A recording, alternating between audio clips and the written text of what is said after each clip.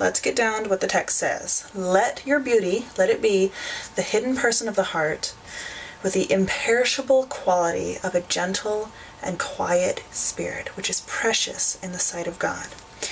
So then the question is, maybe you don't have the most quiet personality. Does that mean you have to just change?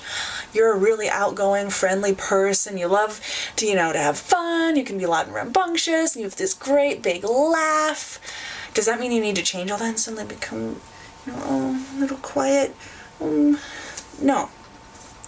No. What have I been saying? God made you.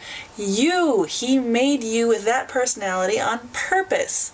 Now, we can change some things. Like, for example, I am not outgoing.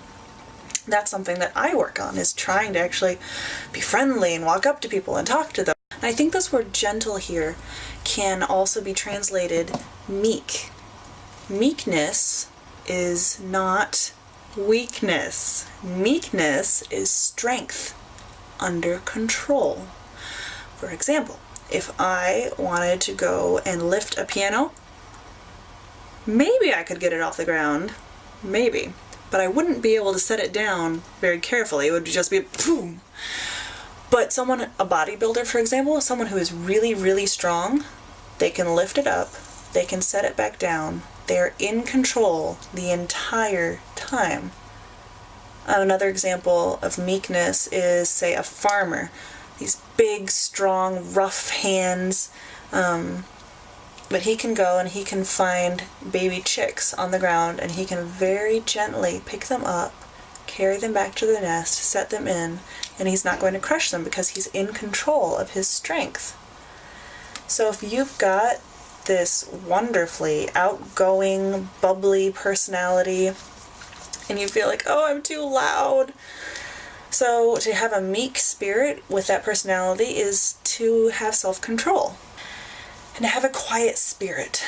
Whether or not you're outgoing or introverted, either way, you can struggle with not having a quiet spirit. Even if someone is sitting there with a little book by a windowsill with their cup of coffee, they're not necessarily quiet in their spirit. They may be really struggling with something, struggling to trust God, struggling, just their mind going. They don't have peace.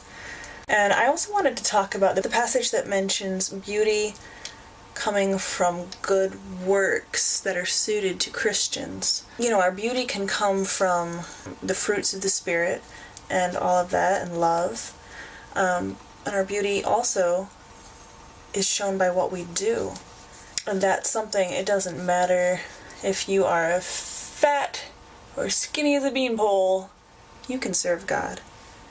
You can do things that bring Him honor and glory. Because I'm spending all this time talking about beauty, but is it really about us? Is it really?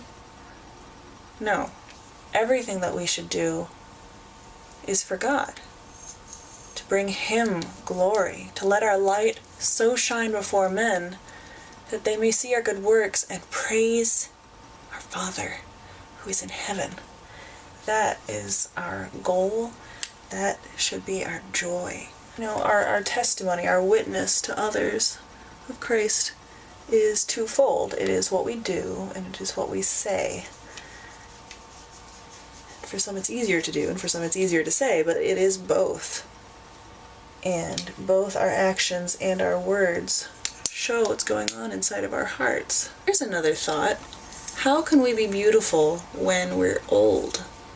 Yes, you can wear makeup. Yes, you can dye your hair. But, again, our actions and our words will show the beauty. And,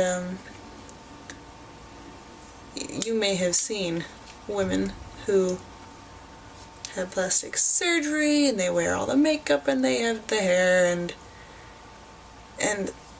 you just watch them and you just hear them and you're like, ugh.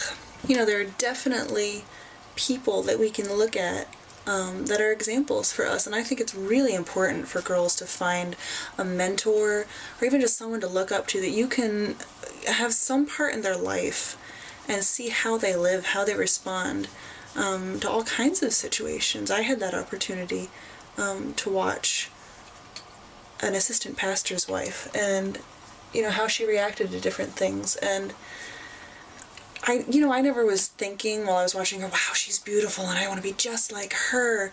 But I looked up to her so much. Just her life, her love for God, all of that stuff. So let us recap everything that we've talked about in this series about beauty. Is it okay to want to be beautiful? Yes. God made you to want to be beautiful. And God made you beautiful. You have your own beauty. The most important part of your beauty is what's inside of you. And we can work on that by getting to know our God better. By focusing in on His Word.